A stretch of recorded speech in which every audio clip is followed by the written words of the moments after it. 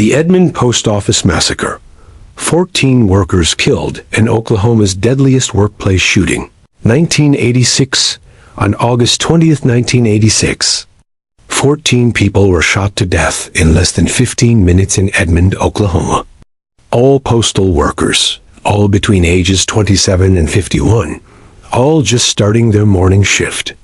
The method was execution style, systematic, calculated with military precision.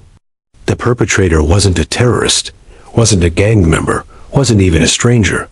He was Patrick Henry Sherrill, a 44-year-old part-time mail carrier who worked alongside them every day, who had transformed his postal mailbag into an arsenal the night before. The FBI would later call it the deadliest workplace shooting in American history at that time. But the reason wasn't robbery, wasn't gang violence, wasn't even psychosis. It was revenge for a verbal reprimand, and Sherrill believed his supervisors had destroyed his dignity.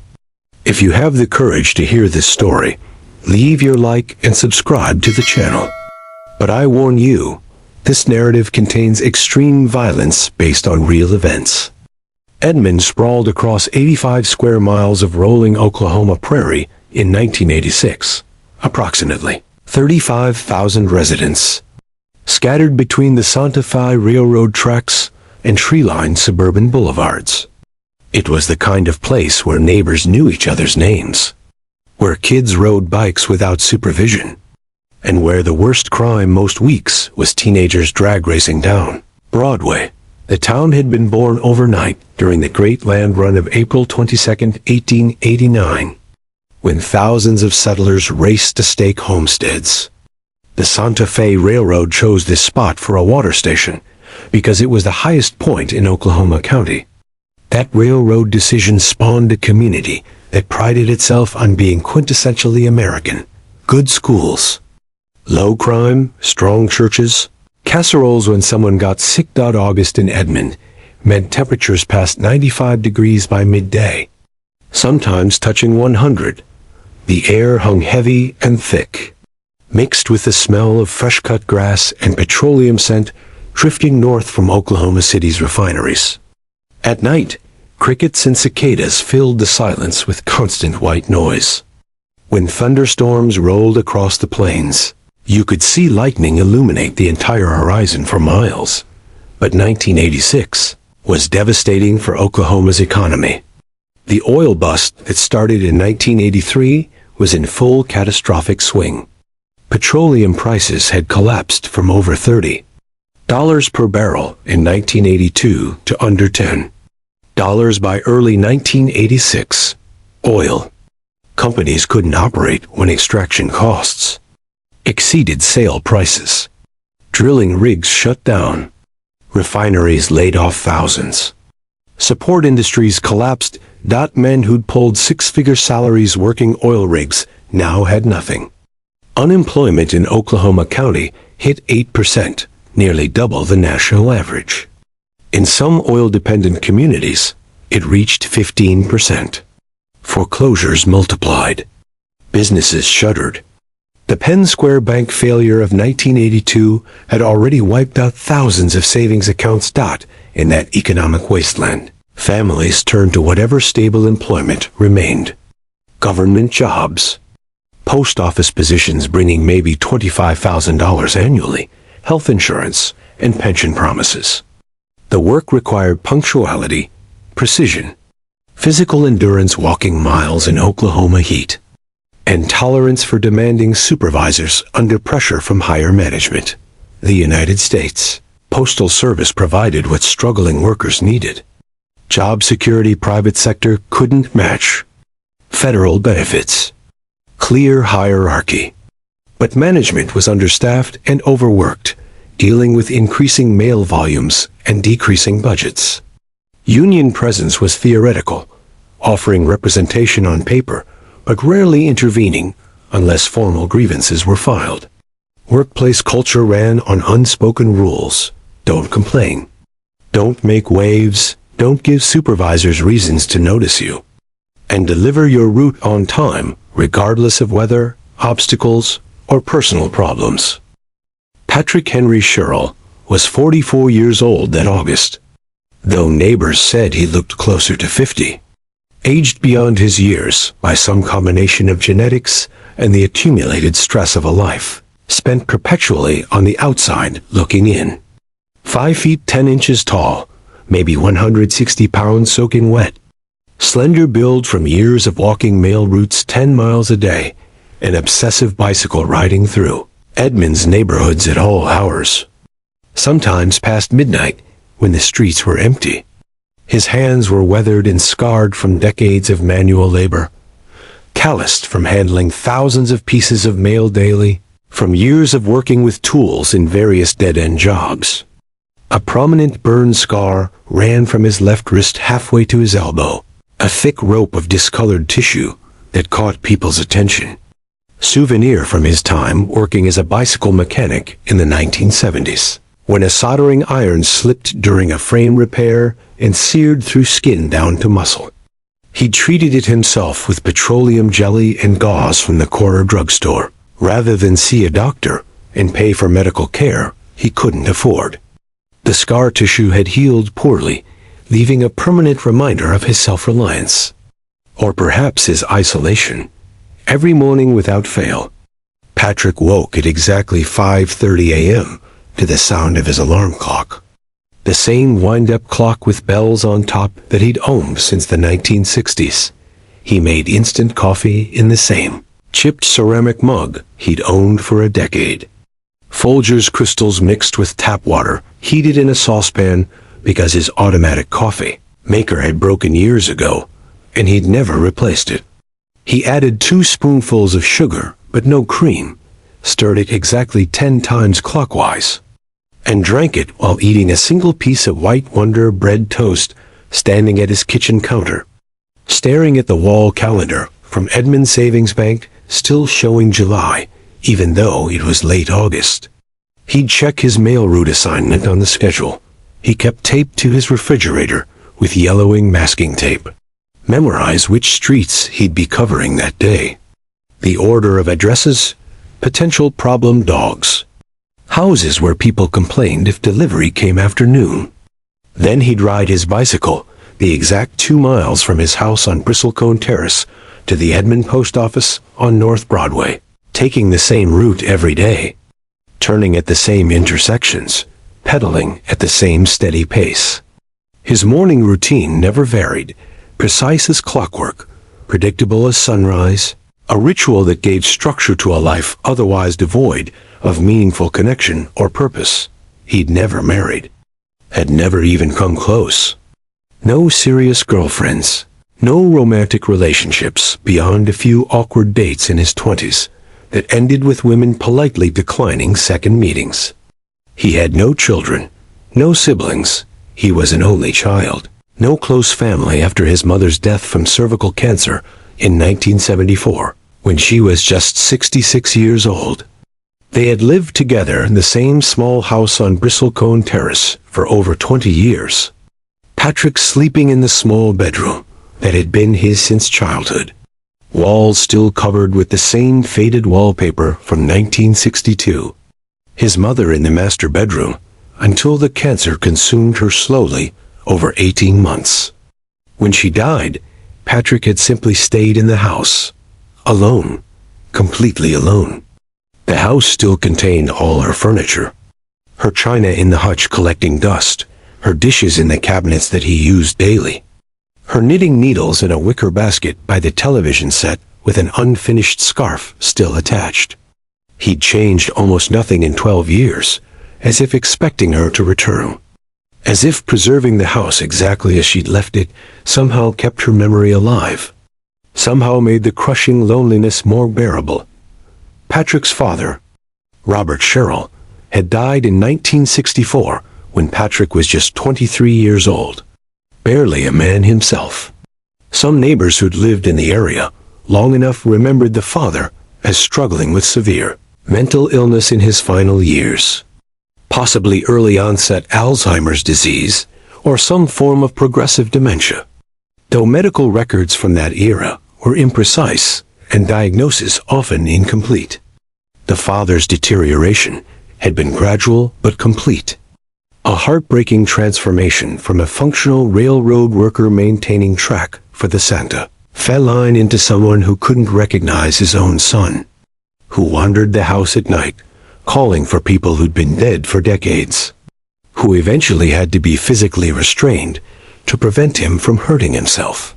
Patrick had watched that decline with growing horror, terrified that he'd inherited the same genetic curse, that the same mental dissolution awaited him in middle age, that his mind would eventually betray him just as his father's had. Born November 13, 1941, in the small rural town of Watonga, Oklahoma, about 70 miles northwest of Oklahoma City, Patrick came from humble working-class roots. His mother worked occasionally as a seamstress when money was tight. His father maintained railroad track, dangerous work that paid decently but destroyed the body over time. Patrick was shy and reserved growing up, neither a star student nor a troublemaker, just a quiet boy who faded into the background, who ate lunch alone, who never quite fit in with other children.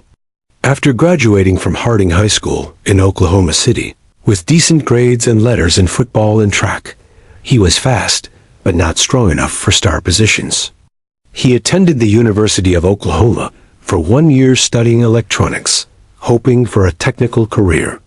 But he struggled with the coursework, struggled more with the social aspects of college life, and dropped out without a degree after his freshman year.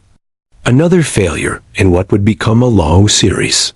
He enlisted in the United States Marine Corps in 1962, served until 1964, receiving an honorable discharge, but never seeing combat. He was stationed at Camp Lejeune in North Carolina, assigned to administrative duties and small arms training.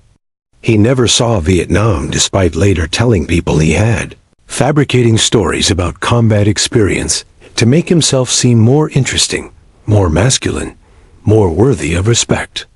His Marine Corps service did teach him weapons handling, and he became proficient with pistols and rifles, discovering he had natural talent for marksmanship, one of the few things he excelled at in his entire life. After discharge, he drifted between jobs like a leaf in the wind, never staying anywhere long. He worked as a substitute teacher at Oklahoma City elementary schools, but was let go after students complained he was strange and made them uncomfortable. He worked as a radio repairman for an electronics shop, but was fired when he failed to show up for shifts without calling. He worked as a bicycle mechanic, which he actually enjoyed and showed talent for, but that shop closed when the owner retired. He applied for federal positions: Federal Aviation Administration, Veterans Administration, Tinker Air Force Base. He was hired. He worked for months or sometimes a year or two. Then he was fired. Always the same pattern. Performance issues. Difficulty getting along with supervisors. Personality conflicts. Complaints from coworkers about his odd behavior and angry outbursts. None lasted long. Neighbors called him Crazy Pat for bizarre behavior that made them uncomfortable and sometimes frightened.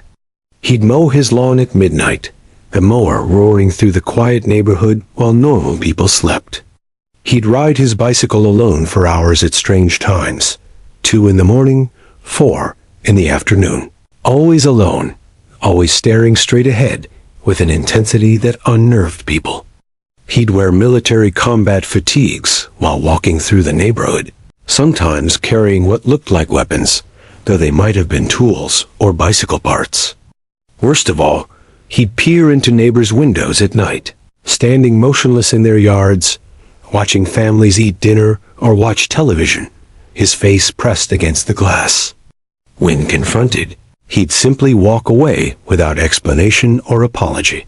Some neighbors reported even more disturbing incidents, finding stray animals tied to Patrick's fence with baling wire, dogs and cats bound so tightly they'd injured themselves trying to escape. A few neighbors claimed they'd tried to rescue animals, but sometimes found only parts remaining, tails or paws. Though these accounts were never officially reported to police, and may have been exaggerated through neighborhood gossip. Whether the animals died from their restraints or from something Patrick did actively remains unclear, but the incidents terrified nearby families and cemented his reputation as someone to avoid. At work, co-workers described him as quiet and withdrawn, someone who preferred his own company to normal workplace socialization. He never joined colleagues for lunch, never participated in birthday celebrations or Christmas parties, never engaged in casual conversation beyond brief, awkward exchanges. Some said he was pleasant enough when spoken to directly, though he rarely initiated conversations himself. Others described him as angry and depressed, a habitual complainer who blamed management for every problem, who believed supervisors were conspiring against him specifically. What Patrick valued most wasn't money, though God knows he understood the desperate need for steady income in an unstable economy, where jobs vanished overnight and middle-aged men with spotty employment histories had almost no prospects. What he valued was competence, the ability to perform his duties correctly, to prove his worth through precision and skill, to demonstrate that despite his social awkwardness and his strange habits and his complete inability to form meaningful relationships with other human beings, he could at least deliver mail accurately and on time. That one thing, that single aspect of competence, felt like the only proof he had any value at all. His grandfather had been a postmaster in Watanga back in the 1920s and 30s, a position of respect in small communities where the postmaster was a federal official who knew everyone's business and handled everyone's correspondence. His father had worked railroad maintenance for the Santa Fe line before the mental illness consumed him, honest manual labor that kept the trains running on time. Patrick saw mail delivery as his contribution to that family legacy of reliable service. Proof that the Sherrill bloodline still mattered, still produced competent workers who did their jobs properly, even when everything else in their lives was falling apart. The post office job itself had cost him 18 months of substitute work at reduced pay, filling in for regular carriers who were sick or on vacation, working irregular schedules with no guaranteed hours, making maybe $200 a week when he was lucky enough to get shifts, before finally being classified as a relief carrier in April 1985. Relief carriers worked alternate routes on different days, dictated by seniority on the substitute list. He lacked a permanently assigned route, meaning less job stability than regular carriers who had their own routes and customers. That relief carrier position represented everything. His financial independence in a state where economic collapse had destroyed thousands of careers overnight. His professional identity in a life otherwise defined by isolation and rejection.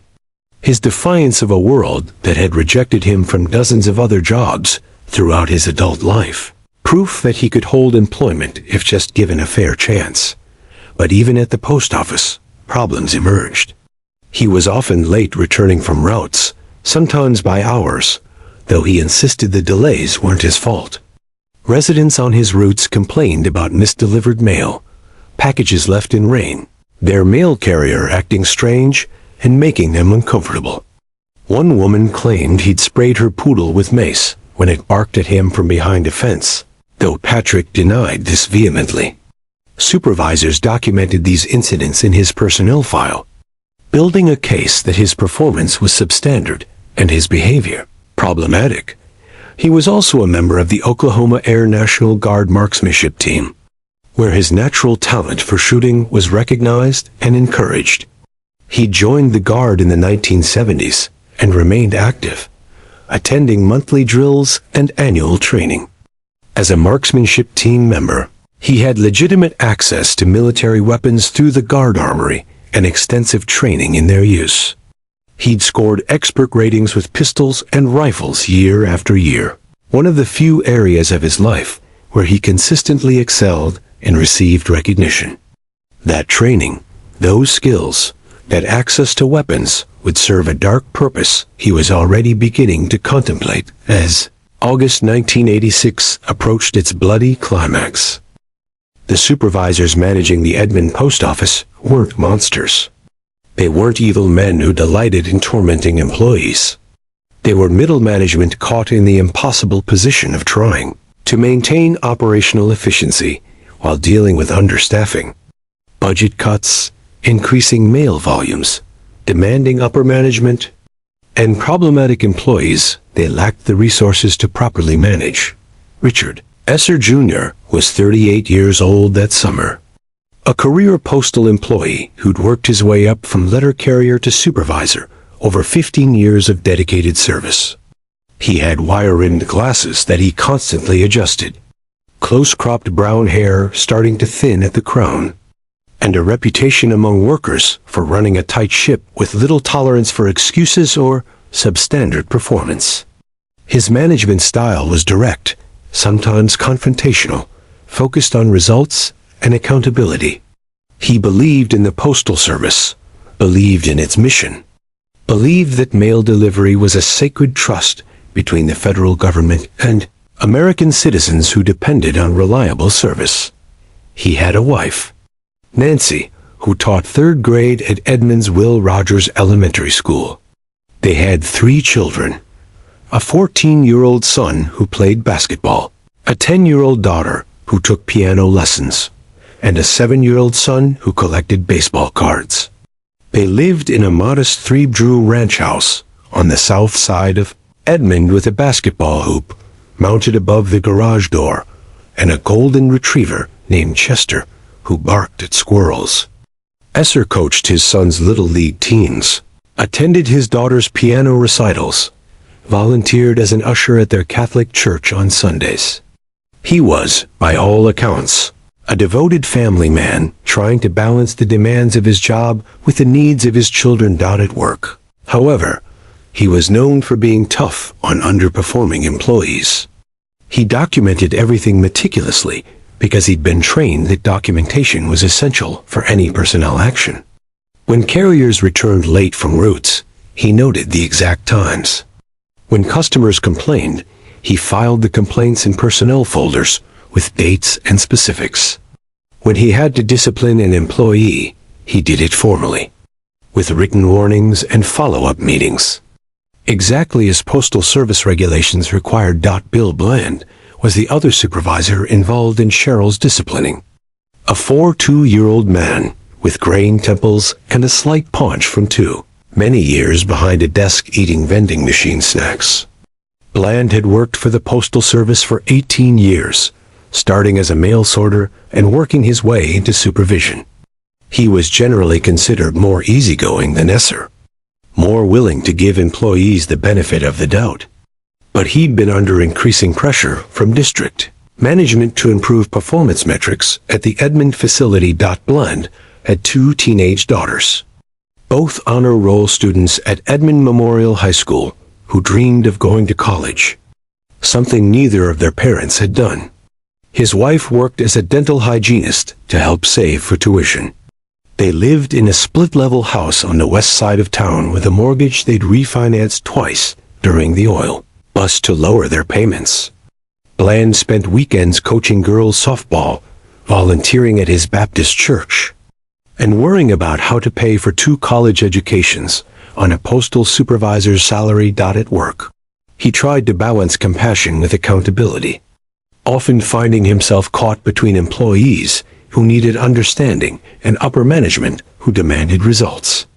He genuinely wanted to help struggling workers improve, but he also couldn't ignore documented problems that affected service quality and customer satisfaction. These weren't villains plotting against Patrick Sherrill. They were overworked, underpaid middle managers trying to keep a government bureaucracy functioning efficiently with inadequate resources. They attended the same community events as other Edmond residents, shopped at the same grocery stores, sent their kids to the same schools. Their families had overlapped with the Sherrill family in the complex social networks that defined small-town Oklahoma, though they weren't close friends. Just people who knew of each other through decades of living in the same community. The Edmond Post Office facility itself was a sprawling single-story building on North Broadway, built in the 1970s to serve the growing suburban population. It housed sorting stations, delivery vehicle parking, supervisor offices, break rooms, and storage areas for equipment and supplies. During the early morning shift when carriers reported for work, usually between 6 o'clock and 7 a.m., the facility bustled with activity, workers sorting mail by zip code and address, loading delivery bags, checking routes, drinking coffee from the break room, engaging in the casual workplace banter that made tedious work more bearable. The work culture was typical of federal employment in the famous 1980s, hierarchical, rule-bound, resistant to change, focused on meeting delivery quotas and maintaining service standards. Union representation existed through the National Association of Letter Carriers and the American Postal Workers Union. But union involvement in day-to-day operations was limited unless formal grievances were filed. Most workplace conflicts were supposed to be resolved through the supervisory chain of command, with union representation available if disputes escalated to formal disciplinary action or termination proceedings. Esser and Bland had both participated in Cheryl's verbal reprimand on the afternoon of August 19th, though they viewed it as routine employee counseling rather than anything unusual. From their perspective, they were following standard procedures for addressing documented performance problems with an employee whose work had generated multiple customer complaints. They'd conducted dozens of similar counseling sessions with other employees over the years. Most employees received the feedback, improved their performance, and continued working without further incident. A few employees became defensive or angry, but they eventually accepted the criticism and moved on. Neither Esser nor Bland imagined that this particular counseling session would trigger the most violent workplace massacre in American history. The confrontation happened August 19, 1986. Approximately 3:30 p.m. Patrick had returned from his route 2 hours late. Esser and Bland were waiting. This wasn't casual conversation. This was formal discipline. Esser had documented complaints from residents. Mail delivered to wrong addresses 3 times that week. Packages left in rain. The Mace incident. Every complaint meticulously recorded with dates, times, witnesses. Patrick stood in that office for 20 minutes, just staring as Esser read through the complaints. His breathing came shallow and fast. His hands opened and closed. When Esser said they'd be meeting again the next morning to discuss possible termination, Cheryl's mind made calculations. The word termination hung in the air like poison gas. At 44 years old, with a history of being fired from multiple federal jobs, with no family, no safety net, no prospects in an economy where unemployment was 8% and rising, that word meant the end of everything. Not just a job. His entire identity. His only source of dignity in a life otherwise defined by isolation and failure. Patrick left that office with his face flushed red and jaw clenched so tight his teeth ached. Co-workers saw him emerge. They saw the humiliation in his posture, the rage in his eyes. Several would later tell police they'd noticed something different about him that afternoon. Something cold. Something final. On the evening of August 19th, approximately 9 p.m., Patrick called his union representative to discuss a possible transfer. The conversation lasted 12 minutes. The representative explained the process. Paperwork. Timeline of 3 to 6 months if approved. Patrick listened in silence, offered no questions, thanked him politely, and hung up. Then he sat alone in his living room. Television off, lights dim.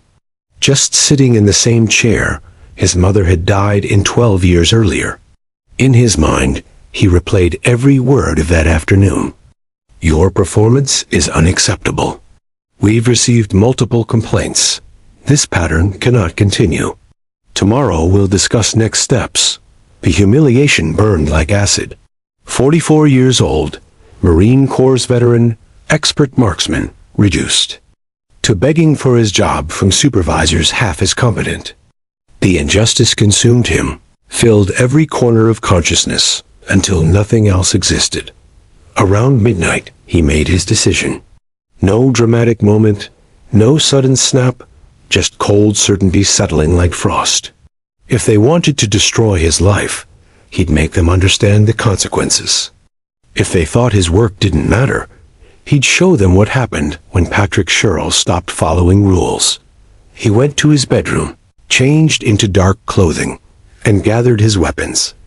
2.45 caliber semi-automatic pistols he'd checked.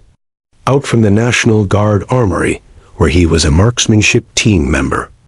A .22 caliber handgun he owned personally. Over 300 rounds of ammunition, carefully counted and packed. He had access to military weapons because of Guard service, extensive training in their use, expert marksman ratings year after year. Now all that training had purpose.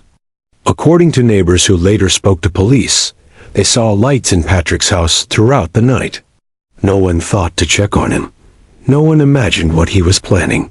Just Crazy Pat being Crazy Pat, working on one of his projects, probably fixing bicycles or tinkering with electronics. Nothing unusual enough to warrant concern. The night of August 19th moved slowly. Patrick didn't sleep. Instead, he sat at his kitchen table, methodically cleaning and loading his weapons, checking and rechecking mechanisms, ensuring perfect function. His mail route bag sat on the chair beside him. Blue canvas with the USPS logo, worn at corners from daily use. He carefully arranged pistols and ammunition inside, making sure nothing would shift or make noise. To anyone watching, it would look exactly like normal work equipment. He thought about calling someone. His union rep again, maybe? A neighbor. Someone who might talk him down. But then he remembered Esser's face. The condescension. The casual dismissal of 18 months of work, as if it meant nothing. The threat of firing him the next morning, destroying the only stable employment he'd maintained. Some things couldn't be negotiated away. Some insults demanded response. At 44, even if they gave him one more chance, he'd spend his career watching his back, waiting for the next complaint, the next rag-up, the next humiliation. What kind of man accepted that? Over those dark hours, Patrick assembled his plan. He knew the post office layout perfectly, knew which doors could be locked, which corridors offered cover, where people gathered during early shifts. He'd walked those halls hundreds of times. He spread his National Guard marksmanship manuals on the table. Not that he needed them. 20 years of practice had made the skills instinctive. Sight alignment, trigger control, breathing discipline. The human body had specific vulnerable points. Center mass for guaranteed effect. Headshots for immediate incapacitation. He'd qualified expert at distances up to 100 yards. Inside the post office, he'd be shooting targets less than 30 feet away. Tuesday evening, August 19th. Patrick sat alone in his garage at 11 p.m. The building smelled like motor oil, old newspapers, accumulated dust. A single fluorescent bulb hung from the ceiling, casting harsh shadows. On the surface before him lay his .45 caliber Colt pistol, disassembled for final inspection. His hands moved automatically, checking the barrel for obstructions, testing magazine spring tension, examining the firing pin. He'd performed this maintenance ritual 1,000 times. His father had owned a similar pistol during World War II, carried it through the Pacific Theater, brought it home after victory. Patrick had inherited it after his father's death in 1964. Now he was about to use military weapons for something no one imagined. He thought about prison. Federal charges, multiple counts of premeditated murder, probably death penalty or life without parole. He was 44. Even with life, he'd die in a cell. Never walk free. Never deliver another letter. Never ride his bicycle through Edmond streets. All gone for revenge. He could stop. Put weapons back in storage. Show up tomorrow empty-handed. Accept whatever consequences came. Let the system handle it like a rational adult. Might lose his job, face discipline, but at least stay free. But then he thought about that afternoon's humiliation. 18 months of dedication, gone in one conversation. Esser's dismissive tone. Your performance is unacceptable. The insult so casual, so easy, like Patrick's career meant nothing. No. Some things mattered more than freedom, dignity, respect, the lesson that actions had consequences, the understanding that you couldn't destroy a man's livelihood without answering for it. Patrick reassembled the .45 caliber pistol, loaded 14 rounds into the magazine, and set it beside the other weapons. Then he started on the .22 caliber handgun. There was no turning back. At 6:15 a.m. on August 20th, 1986, Patrick Sherrill locked his house, threw his mailbag over his shoulder with weapons concealed inside, and rode his bicycle 2 miles to the Edmond Post Office on North Broadway.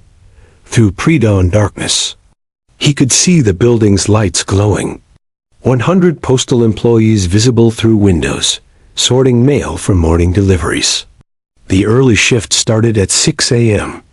By 7 a.m., letter carriers would head out on routes. Between those times, the facility was packed with workers, all concentrated in the mail sorting room, completely unaware. Patrick's breathing came slow and steady. He'd expected fear, second thoughts, maybe doubt. Instead, he felt nothing but cold purpose, like he'd already stepped outside himself, watching from a great distance. He parked his bicycle in the employee rack, just like every morning. Nodded to Mike Rockney, grandson of legendary football coach Newt Rockney, who was heading inside. Rockney nodded back, called out, "Morning, Pat." Normal interaction. Ordinary day. No indication that in 15 minutes, Rockney would be dead. "Morning," Patrick replied.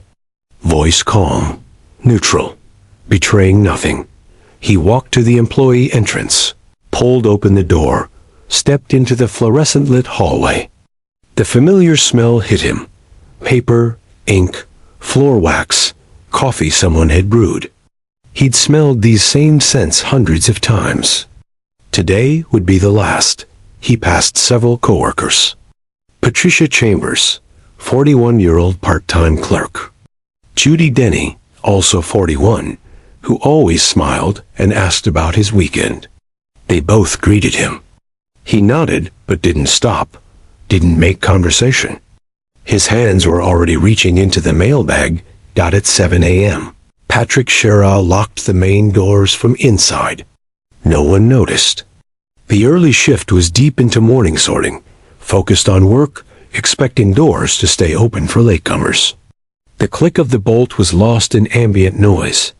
Then he pulled out the first .45 caliber pistol and walked toward the supervisor's office. 7:02 a.m. Temperature inside the post office was comfortable. The air conditioning system keeping the Oklahoma August heat at bay, even as temperatures outside were already climbing toward what would be a sweltering 95-degree afternoon.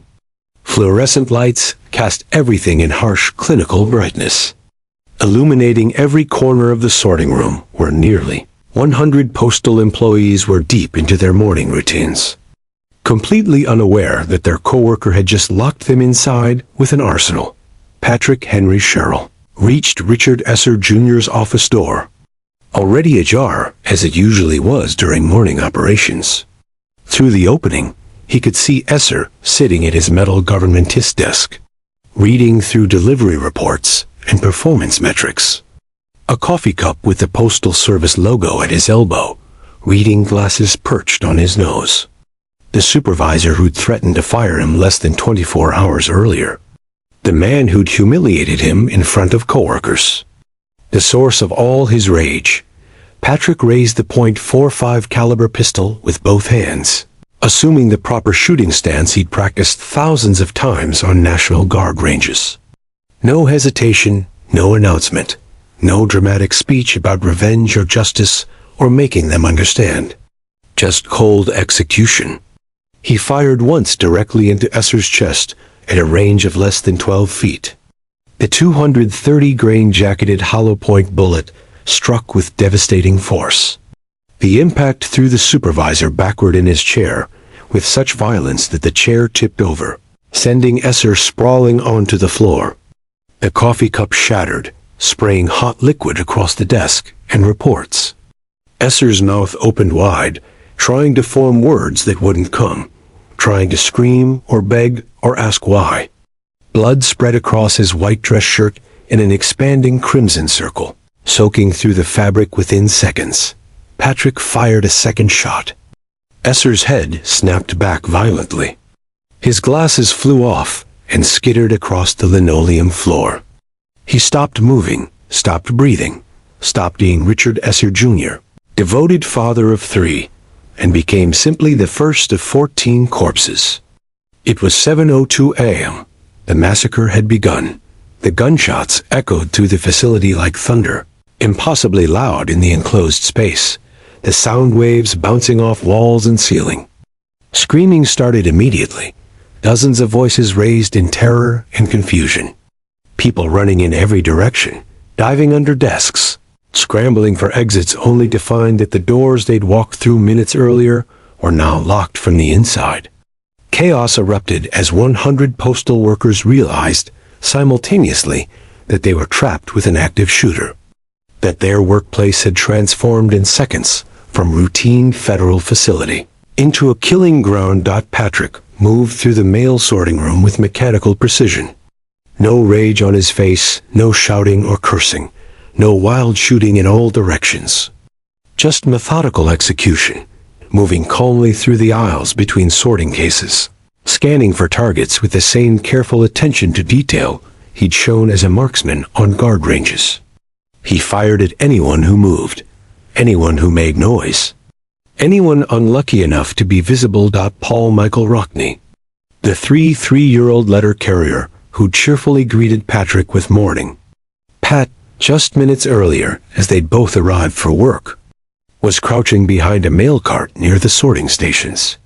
Rockney was the grandson of the legendary Notre Dame football coach Knute Rockne, carrying a famous American name that meant nothing now. Patrick spotted him attempting to hide, aimed carefully, and fired 3 times in rapid succession. All 3 rounds struck Rockne in the torso. He collapsed onto the floor, blood pooling beneath him on the white linoleum tiles.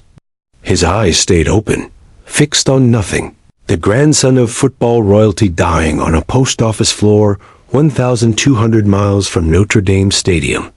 His family legacy unable to protect him from a madman with a gun. Patricia Ann Chambers, 41 years old, part-time clerk. Mother of 2 teenage boys, who were probably still asleep at home when she died, tried to run toward the back exit. She was fast, younger than Patrick, in better shape from regular jogging. But Patrick tracked her movement with practiced ease, the same lead-tracking skills he'd perfected shooting clay pigeons. He fired 4 rounds as she sprinted across the open floor. The first shot missed, punching a hole in the wall. The second and third struck her in the back. The fourth hit her as she was already falling. She tumbled forward, momentum carrying her several feet before she collapsed near a sorting bin, her blonde hair fanning out around her head like a halo against the white floor. She was still breathing, shallow gasps, trying to crawl despite catastrophic injuries, fingers clawing at the linoleum, trying to pull herself toward safety that didn't exist. Patrick walked over calmly, stood above her, and fired one more shot into the back of her head. The breathing stopped. The crawling stopped. Patricia Chambers, who'd kissed her sons goodbye that morning and told them she'd see them after work, was gone. Judy Stevens Denny, 41 years old, another part-time clerk. The woman who always smiled at everyone, who always asked Patrick about his weekend, even though he never had anything interesting to share, who brought homemade cookies to the break room on holidays, was hiding in a supply closet among stacks of shipping boxes and office supplies. Patrick heard her crying, heard the muffled sobs she was trying desperately to suppress. He opened the closet door, found her pressed into the corner between boxes of rubber bands and shipping labels, her hands over her face, as if not seeing him would make her invisible. She looked up at him through her fingers, tears streaming down her face, mascara running in black streaks, mouth forming the word please, though no sound came out except a strangled whimper. Patrick shot her twice in the chest at point-blank range. She slumped against the boxes, leaving a red smear on the cardboard as she slid down to the floor and settled into a sitting position, head tilted forward, hands still partially raised, as if still begging for mercy that would never come. He continued through the facility, moving from room to room, corridor to corridor, methodically hunting down everyone he could find. The sound of gunfire was constant, now shot after shot echoing through the building. People were screaming, praying, begging. Some tried to hide. Some tried to run. Some froze in terror. None of it mattered. Patrick was systematic, thorough, unhurried. He reloaded when magazines emptied, ejecting spent magazines and inserting fresh ones with practiced efficiency that came from years of training. He switched weapons when one ran out of ammunition completely, transitioning from the .45 caliber pistols to the .22 caliber handgun without missing a beat. The .45 caliber Colts were loud, powerful, devastating at close range, each shot creating massive tissue damage. The .22 caliber handgun was quieter, required more precision for reliable lethality, but when properly placed, it was equally deadly. Kenneth W. Morey, 49 years old, rural carrier who'd worked for the Postal Service for 23 years, was hiding under his desk in the back office area, hands over his head, body curled into fetal position. Patrick found him, aimed carefully, fired one shot to the back of the head. Morey jerked once, like he'd been shocked by electricity, then lay completely still in a spreading pool of blood. Leroy Orrin Phillips, 42 years old, rural carrier, father of 4 children, ranging from 8 to 17, tried to fight back. He grabbed a heavy metal mail tray and threw it at Patrick's head with all his strength. The tray spun through the air, struck Patrick's shoulder, bounced off harmlessly. It was a brave attempt, the only person who tried to physically resist, but it accomplished nothing except ensuring Phillips would die fighting. Patrick shot him 4 times, methodically placing rounds into his torso until Phillips stopped struggling and collapsed backward over a sorting station. Betty Ann Jard, 34 years old, clerk, was running toward what she thought was an unlocked side door, hoping against hope that maybe Patrick had missed one entrance, maybe there was still a way out. Patrick shot her in the back before she'd made it halfway across the room. She hit the door face first with a sickening thud, slid down leaving a long vertical blood trail on the painted metal, and crumpled at the base. Jerry Ralph Pyle, 51 years old, rural carrier, grandfather of 5, was begging for his life. Hands raised in surrender, voice breaking as he said he had grandchildren. Said please don't do this. Said Patrick didn't have to do this. It was still a choice. Patrick shot him 3 times without responding, without acknowledging the pleas, without any visible emotion. The begging stopped mid-sentence as Pyle collapsed. William F. Miller, 30 years old, rural carrier, recently married. Patricia A. Gabbard, 47, clerk, single mother of 3. Jonna Ruth Gregert, 30, clerk, newlywed, who'd been married less than a year. Patty Zhang husband, 48, supervisor, who'd worked alongside Esser and was shot while trying to hide in her office. Thomas Wade Shader, Jr., 31, part-time clerk, who had a college degree and was working at the post office temporarily while looking for better opportunities. Patty Lou Welch, 27, clerk, youngest of the victims, who'd only been working at the facility for 3 months. One by one, systematically, methodically, Patrick Henry Sherrill hunted them down and executed them. The entire massacre lasted 14 minutes from first shot to last. 14 people dead. 6 others wounded, some hiding under desks, pretending to be dead, holding their breath and praying while Patrick walked past them. Others genuinely unconscious from their injuries, bleeding out on the floor. Shell casings littered the floor everywhere. Dozens of brass casings glinting under the fluorescent lights like scattered coins. The smell of gunpowder mixed with blood and the sharp chemical stench of fierce sweat and urine from those who lost bladder control in terror. Patrick walked back through the carnage he'd created, stepping carefully around and sometimes over bodies, checking to make sure no one was still a threat to him, that no one was going to attack him from behind. Some of the wounded were moaning softly. He ignored them. They weren't his targets anymore. His primary targets had been the supervisors, especially Esser, but in the chaos and rage, everyone who worked at the Edmond Post Office had become targets. Everyone who'd worked alongside him for 18 months. Everyone who'd never defended him when supervisors criticized him. Everyone who'd watched his humiliation the previous afternoon without protest or support. At 7:16 a.m., exactly 14 minutes after he'd fired the first shot into Richard Esser's chest, Patrick Sherrill stood near the mail sorting stations, both 4.5 caliber Colt pistols empty, magazines expended, the .22 caliber handgun with only 3 rounds remaining out of the original magazine capacity. He looked around at the scene he'd created. 14 bodies scattered across the facility in various positions of death. Blood everywhere, on the floors, on the walls, on the sorting equipment, soaking into canvas mailbags.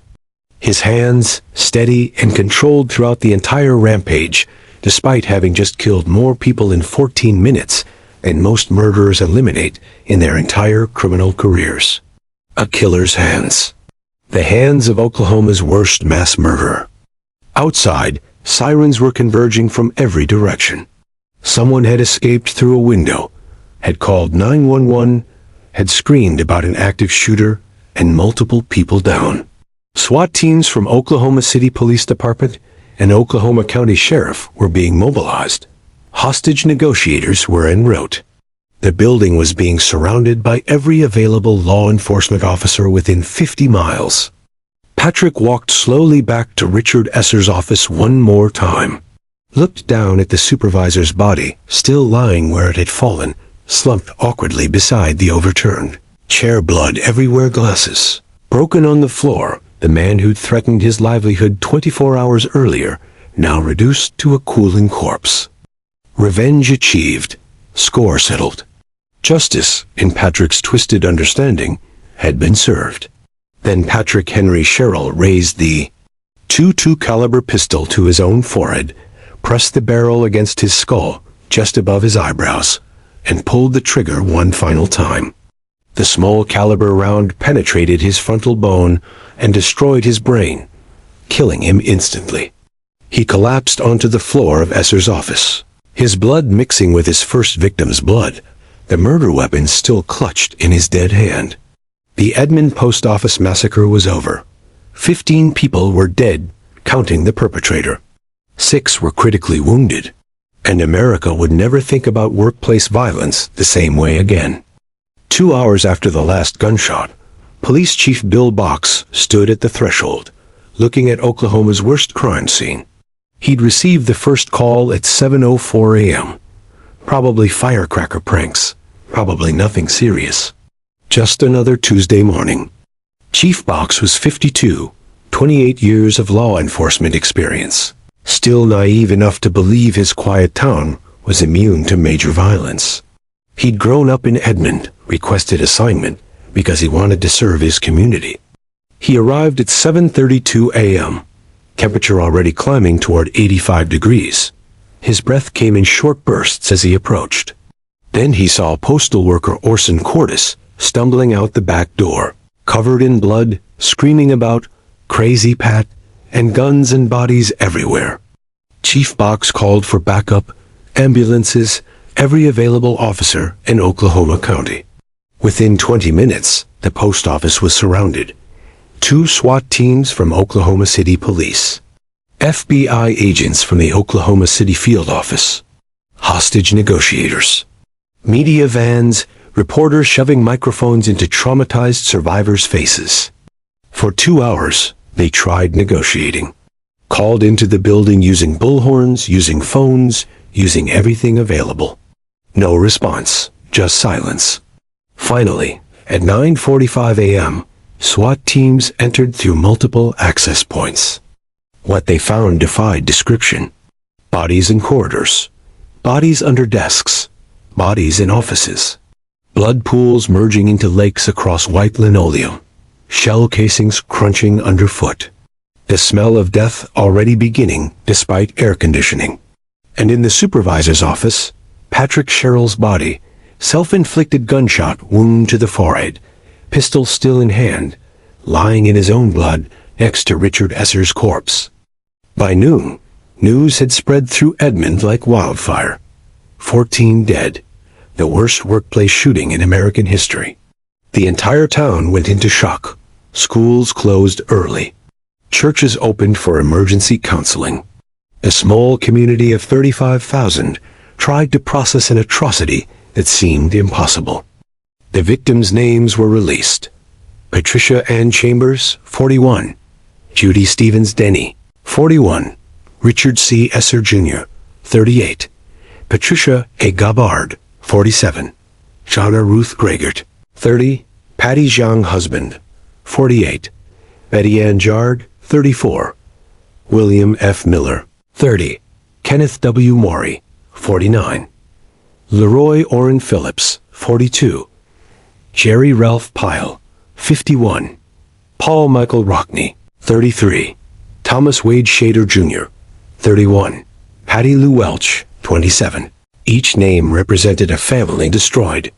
Children who would grow up without parents. Spouses who would sleep alone forever. Parents burying their own children. 14 fountains of grief that would never dry up. Public opinion split immediately. Some blamed Sherrill, calling him a monster who deserved no sympathy. Others blamed postal management, arguing that Esser and Bland's confrontational style pushed a troubled man over the edge. Union representatives pointed to systemic problems, understaffing, excessive pressure, hostile work environments. Vincent Sombroto, president of the National Association of Letter Carriers, told reporters Patrick Sherrill had been pushed over the brink by irresponsible management. Beryl Jones, president of the Oklahoma City Postal Workers Union, agreed, saying there was intimidation and pressure, and Sherrill just snapped. Postal Service administrators pushed back, arguing Sherrill was a disturbed individual and management followed proper procedures. The national debate raged for months with no resolution, no agreement on responsibility, just endless arguing over whether the system or the individual was to blame. In 1987, a 7,000-page U.S. Postal Inspector's report analyzed the tragedy. Congressional hearings gave survivors and families a brief forum. Recommendations emerged: better employee screening, mental health support, workplace violence prevention protocols. Some were implemented. Most were forgotten as time passed and attention moved on. The term, "going postal," entered the American lexicon, a darkly ironic phrase describing workplace violence. Between 1986 and 1999, there were 15 homicide incidents by postal employees, killing 34 postal workers and 6 civilians. The Edmond Massacre was the deadliest, the one that started it all. Patrick Sherrill's body was transported to Watonga, buried in the IOOF cemetery next to his mother and father. No funeral service. No mourners. Just a simple gravestone. Patrick Henry Sherrill. November 13th, 1941, August 20th, 1986. His grave has no flowers. No decorations, just grass and stone. The 6 survivors carried physical and psychological scars for life. Some returned to work at other post offices. Others could never enter a postal facility again. All lived with survivors' guilt. The question of why they survived when 14 others didn't. The memories of hiding while coworkers died around them. In 1989, 3 years after the massacre, the community and U.S. Postal Service erected a memorial on the post office grounds.